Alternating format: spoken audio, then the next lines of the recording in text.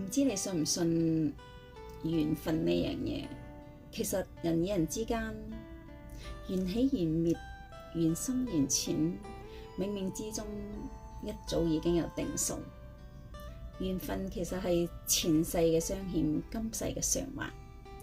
有緣嘅人相隔千里亦都會遇見，但無緣嘅人就算近在咫尺，仍然係擦肩而過。人生有聚有散，緣分亦都係有深有淺，唔需要太過執着，太過抱怨，亦都唔需要遺憾。離開咗嘅人唔好再去諗，而留低嘅一定要好好珍惜。至於邊個可以陪你一程，邊個會陪你一生，其實命中已經一早有安排，冇人可以意料得到，只有好好珍惜緣分，感恩每一次嘅遇見，珍惜當下，就會少啲遺憾。